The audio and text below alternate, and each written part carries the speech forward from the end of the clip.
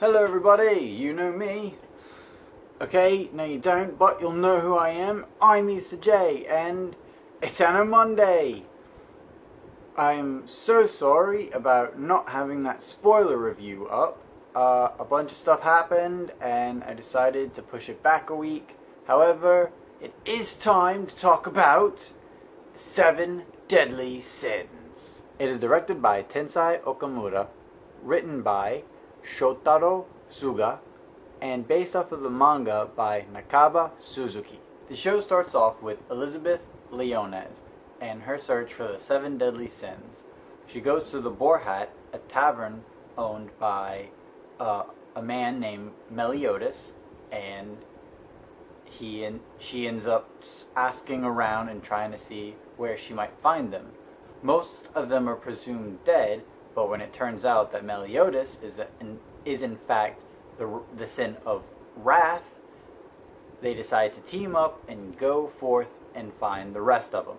The 7 deadly sins are seen as the bad guys by the people in this series. The people think that they tried to take over the kingdom and they tried to kill their king, and that the other holy knights in the kingdom's service hunted down and killed them all. We find that this is not true when Elizabeth and Meliodas start finding the other 7 deadly sins throughout the story. And then when you start seeing the backstory behind all the characters, that's when you really see just how much they are the heroes, not the villains. And it's a really cool concept to bring in the 7 deadly sins as character traits for the good guys, letting you know that, yeah, they may be the good guys, but they have their problems. Now, this is a type of genre where you have to be completely open-minded for. If you are not a fan of the over-the-top, overpowered character good guy genre of action, then you're not going to really enjoy this show. You're going to find it to be over the top, and that's exactly what it is. But that's my kind of genre.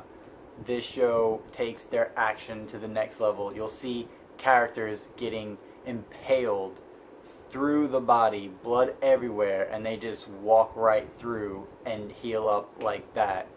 It is a very fun show. Now let's talk about some of the characters. Now I'm not going to get into all of them because there are so many, but just the main characters that you see throughout the show mostly are the ones that I'm going to be talking about. The first one is going to be Princess Elizabeth Leones. She is the 3rd princess of Britannia, and she's the one who sneaks away and sets out on her journey to find the 7 deadly sins, because she's the only one not convinced of their evil doings. And she's a really good character. She's one of those naive characters that has to grow with the story. She is not overpowered. She doesn't have any power to begin with, really. And she is the foil. She is the everyman that most people would latch on to when all this craziness is going on around them. And she's a pretty good character, and she definitely grows as the story progresses. She definitely contributes more to the story later on down the line. I'm not going to get too much into it, but yeah, she definitely has her purpose, and she definitely has a past that will surprise quite a bit of people.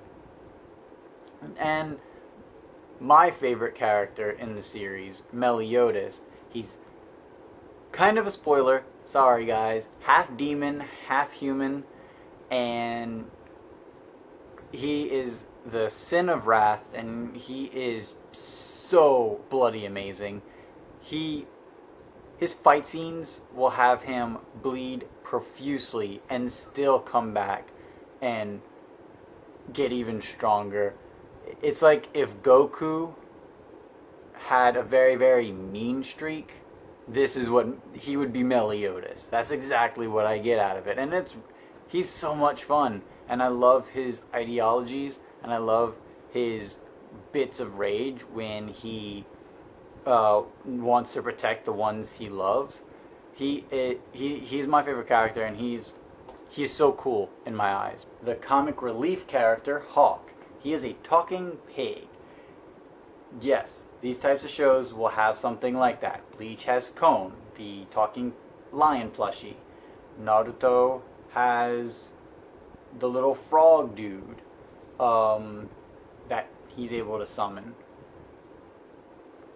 Every type of show has this kind of comic relief character where they come out, and they're there for the laughs, to lighten up the mood, especially when it starts getting more and more sinister. He's a fun little character. You definitely feel for him later on in the show when stuff starts to happen and he's virtually powerless against it. He's a cool little dude, and he usually eats all the bad food that Meliodas cooks. So, and then there's a running joke with that. That's always funny. The sin of greed, Bon, is just as strong as Meliodas, if not sometimes stronger. He is immortal, and the first time we see him, he's in a prison, and he has spikes going through his body. He's chained up. There's no possible way for him to get out of his confines, and yet he's the one who gets out of these confines. He's the one who breaks out. It's not actually Meliodas and Elizabeth or any of the others to help him. He just does it himself, and he's like, yeah, I kind of let myself get captured because I was bored, and now I feel like it's about to get fun again. He is a snarky character, my number 2 favorite, without a doubt. He is great. He is like these first 2 are already ridiculously overpowered, and Meliodas and Bon, and it just gets crazier and crazier from there, which is amazing. But he has a tragic backstory, and it makes you feel for him so bad. King, the sin of sloth. He's strong when he's not on the ground. He's flying all the time. He levitates. He has his little pillow that turns into a weapon quite a bit. He's a really cool character. They usually put him at the butt of the jokes. The first time we meet him, he's like this little kid looking dude, and Bon is like, wait a minute, wait, who is this? No, that's not King.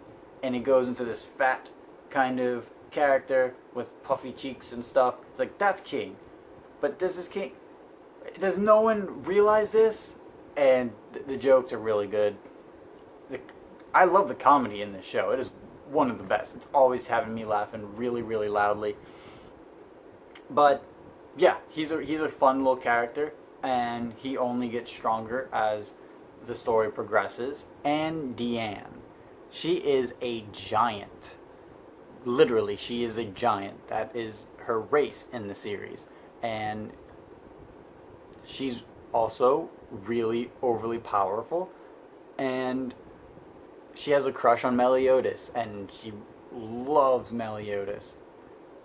And she also is one that has a tragic backstory. And that tragic backstory includes King. And won't say anything else other than that, because you just have to experience it for yourself. But yeah, it's she's a fun character. She really is. If I have a lot of positives to say about this show, it's because I obviously really love it, and I don't try to find all the little nitpicks, especially for this one, because of how over the top and crazy and fun it is. But yeah, she's a strong character. She's one of the only ones to have her signature weapon, other than King, I believe. All the others have to find theirs once they start finding once they start finding the 7 deadly sins, they realize that, hey, we also need our weapons, and she's one of the only ones to actually find and get them.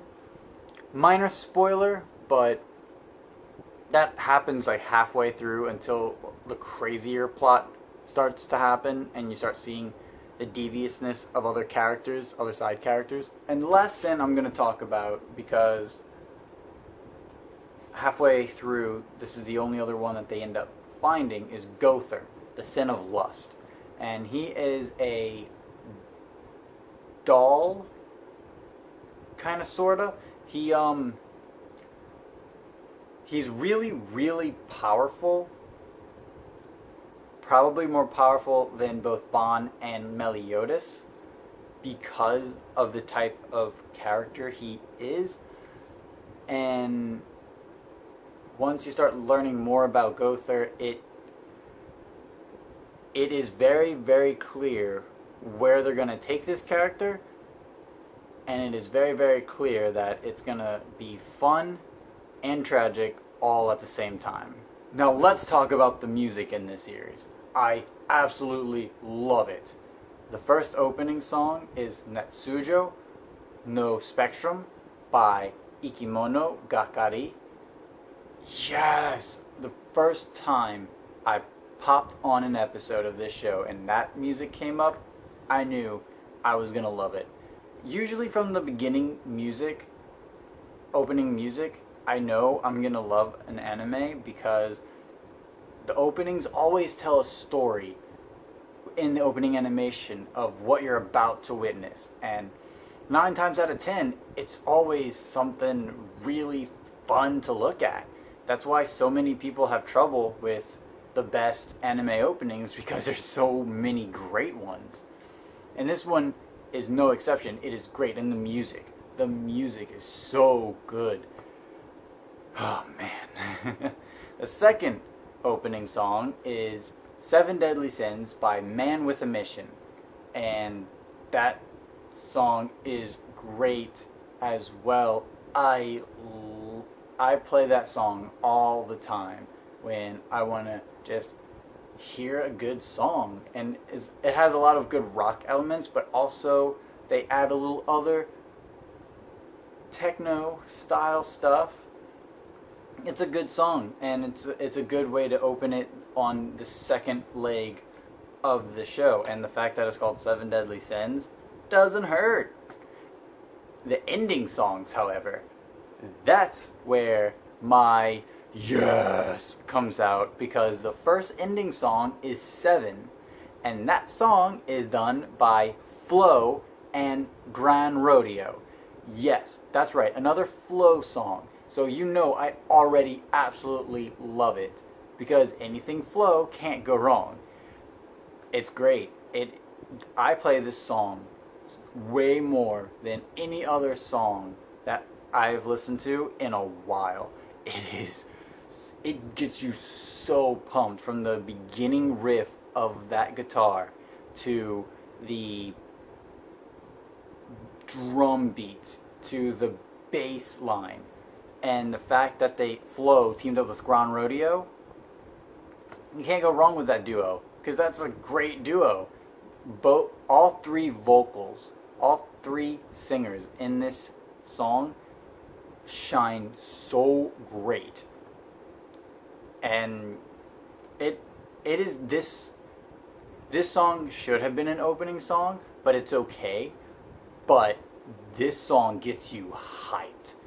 The fast rhythm, the fast tempo, and it's just like ba ba ba ba ba, just beats you with, and you want more and more and more because of how intense and exciting the song is. This is a song done right, and I absolutely love it. It is my favorite Japanese song out right now, and that's saying something. And the last song of the show is called Season by Alyssa Takigawa. And this is a good ending song. And apparently this was her debut as a singer, which is really cool. And yeah, the guys who created the show as the show just knew exactly which elements to put in. Just they knew what they were doing, especially when it came to the music, and that is so great. That just makes me so happy. To sum up, obviously I love this show. I can't hide my bias for it. It is so fun. It is so ridiculous. It is like candy, and I love candy. That I live off of candy. So so yeah, I highly recommend it.